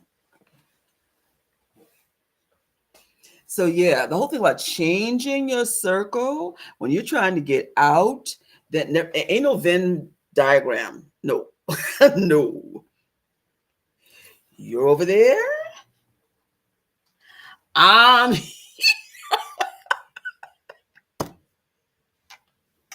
Bye. Stay calm.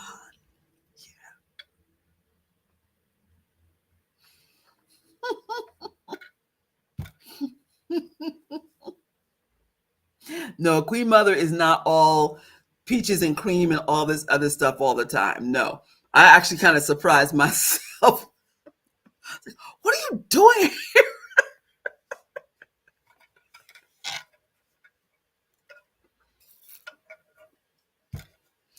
Okay, so stay tuned for the updates on the website for the changes and the classes that are coming up.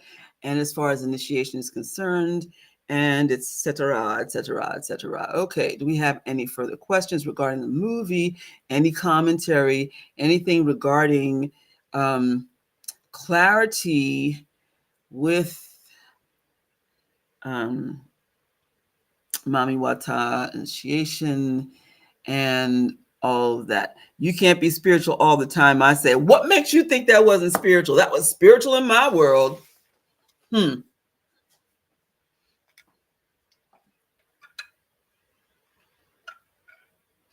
Give myself a pat on the back. I was like, my therapy is on point. It has kicked in. I was proud of myself.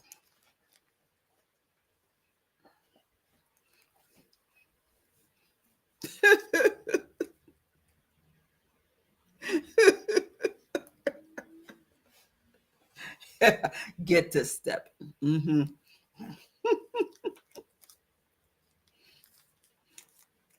I'm good. I am not the person I was 5 years ago. People know me well enough. When I'm done, I'm done. I am definitely not the person I was 5 years ago, 3 years ago. Look, I'm still sitting here stewing about the fact that I was on an event. I was at an event. I was at the brunch today, and you know, listen, talking about the whole thing with the ex. There was a woman there. I don't deal with her because she was dealing with my ex, right?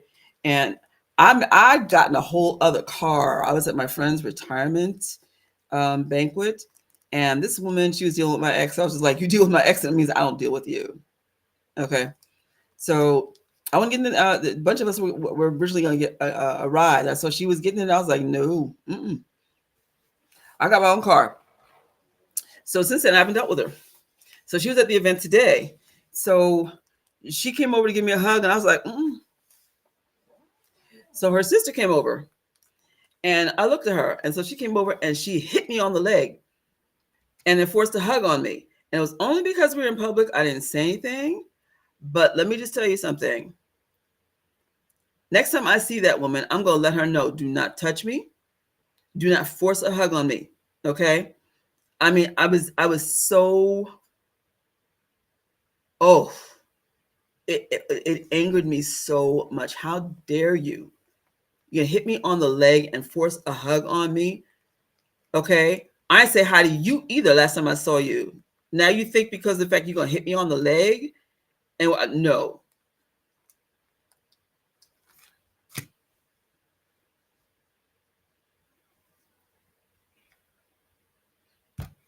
Yeah. I sat here a little while ago. I was just like, been in therapy for 5 years. Okay, you could have handled that differently. It was just like, okay, but listen, you're at a brunch, still, it's like, what right did you have to do that? I mean, because I mean, she just came up and surprised me, right? Because I know her sister said something like, she's still not talking to me. Yeah, that's right.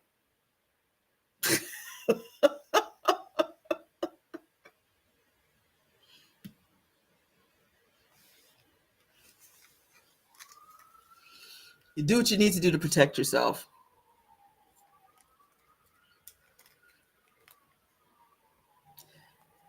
Anyway, okay.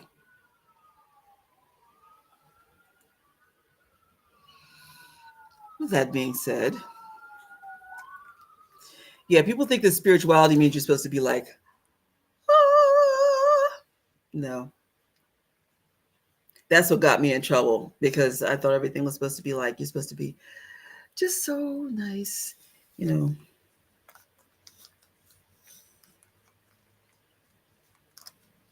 Protect your peace. That's right.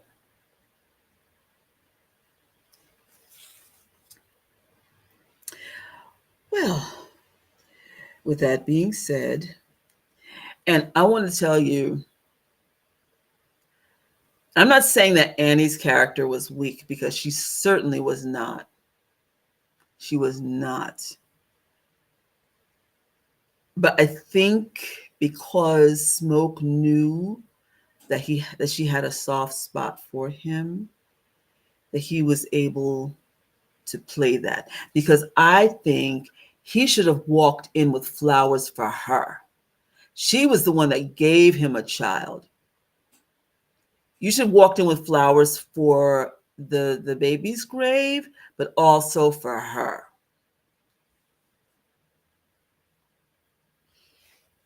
And he should have asked her if she was okay.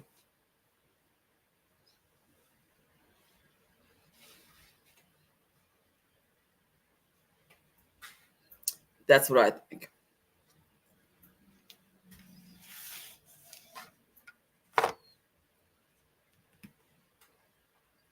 Any final thoughts? And yes, there are people who come to me on the low to ask me if I can hook them up with any kind of remedies because we like that. We are like that.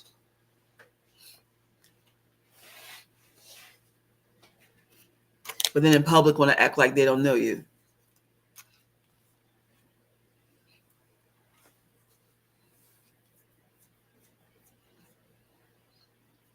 Y'all know. Some of y'all know. Uh-huh. We're like we're like Elzora in Eve's Bayou.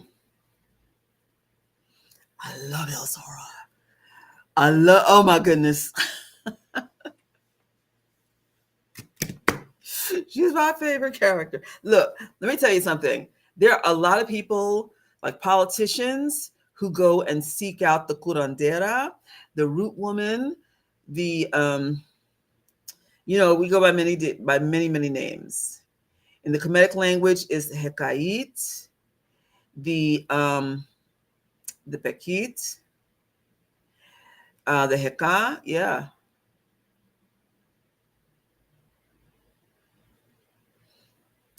In if they're Hispanic or Latino or Latina, then they'll go to their home country and they go and seek out their, like if they're Puerto Rican, then they go and seek out their cacique. Hmm. Just before election time. Or they'll go and send out their aide to go and hook up their needs over at the Botanica. Or they'll go to the neighborhood curandera. Hmm. And some of y'all who might be watching right now, y'all know I know.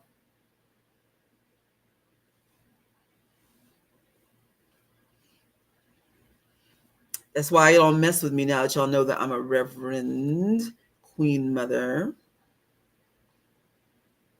Y'all check out my jewelry. Y'all show me respect now that you know that I'm not just some little so and so's wife because I kept it quiet and then you found out afterwards. Uh huh.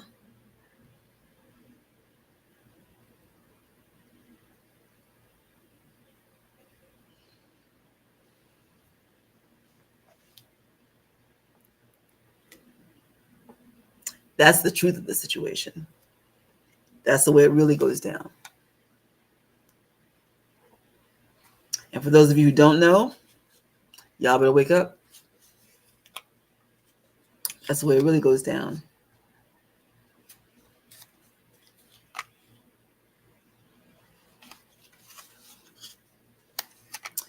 And for the politicians that I like, I pray for them.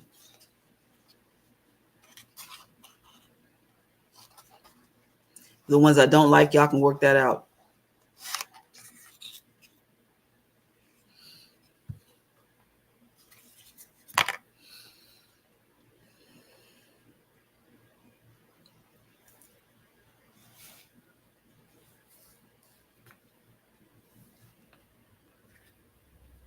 So that's the truth of the thing.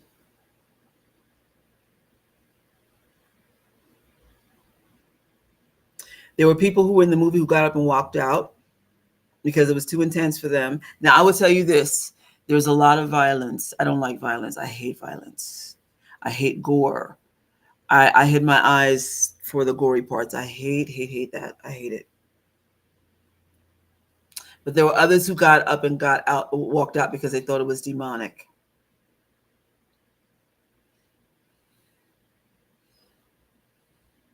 Y'all better learn, because this very same stuff that you think that's demonic is the stuff that these folks use to keep you in the dark and use against you to keep you in the dark.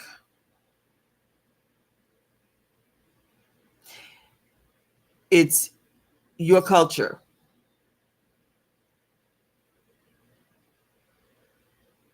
Your culture.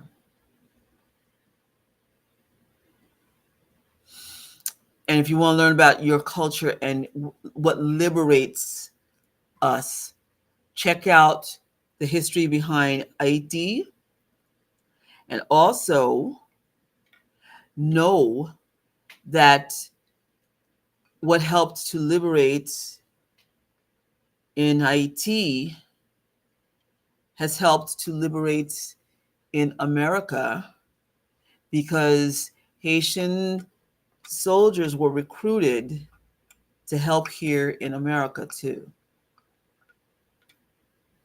Learn your culture, learn your history. Mm-hmm. Also, dances like bomba y plena, dancing and drumming like bomba y plena, are still done in Borinquen.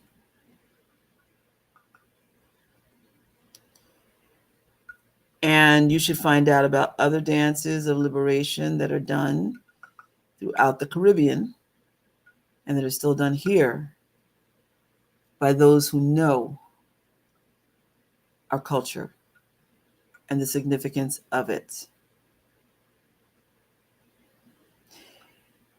You want to call it demonic, you want to turn a blind eye.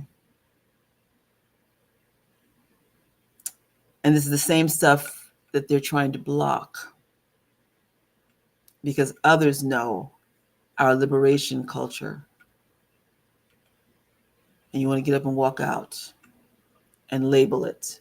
That means that they have succeeded in brainwashing you.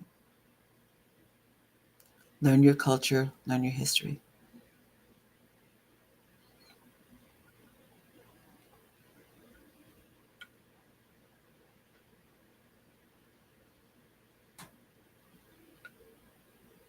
That should be very interesting, Joanne.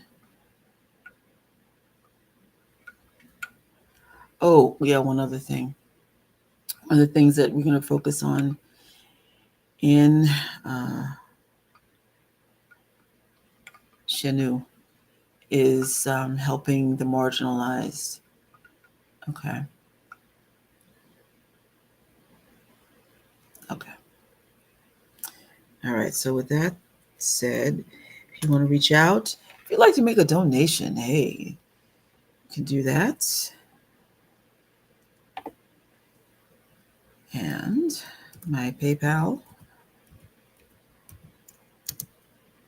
we'll still use PayPal.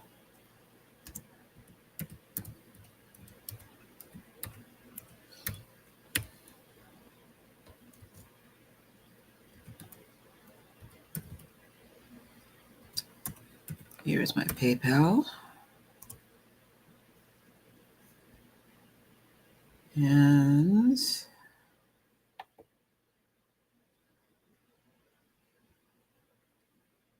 And I'm not gonna focus.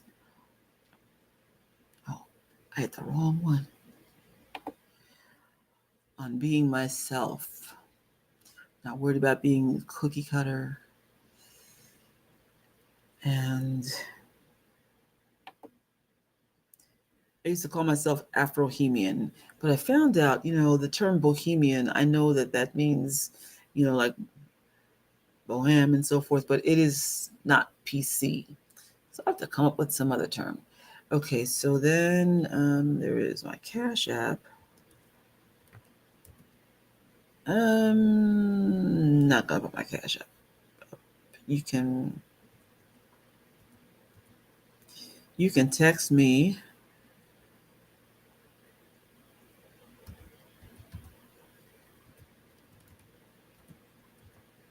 here. I feel like I should have some outro music here.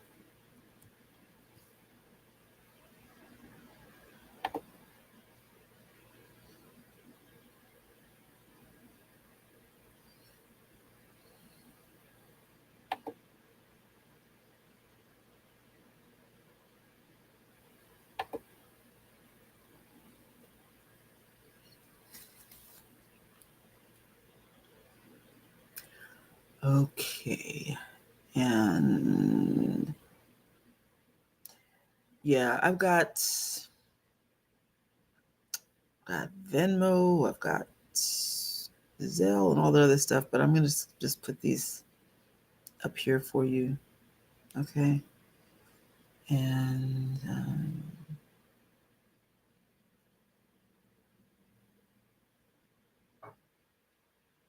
yeah, I think that's good. Well, I hope you all have a blessed evening and that your sleep is productive and that this was a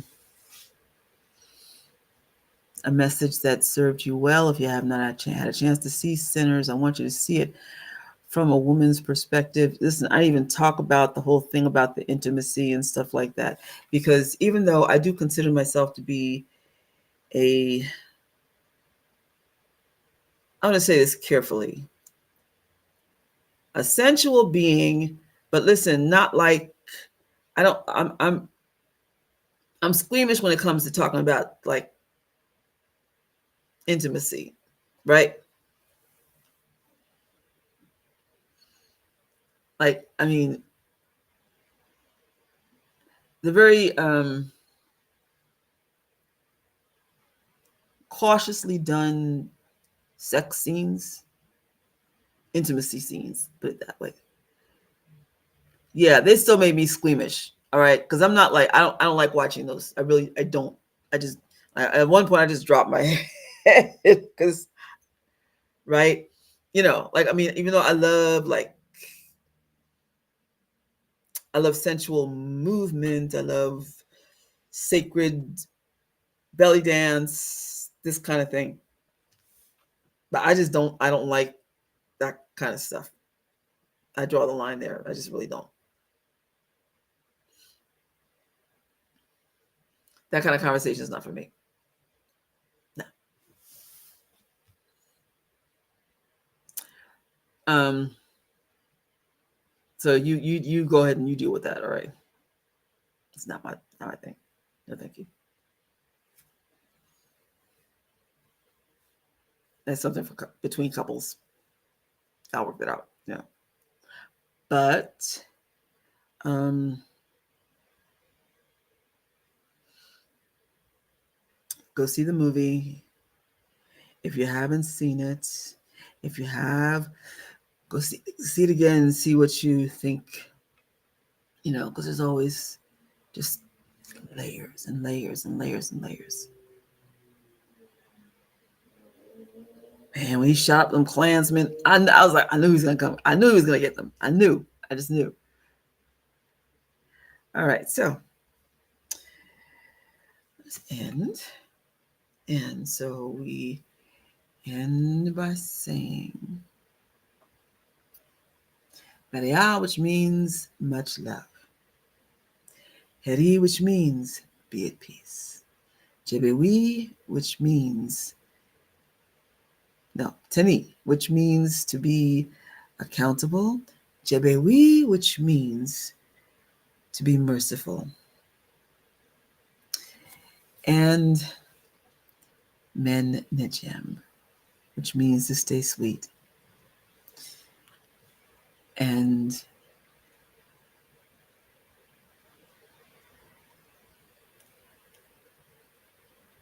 reswi nejem.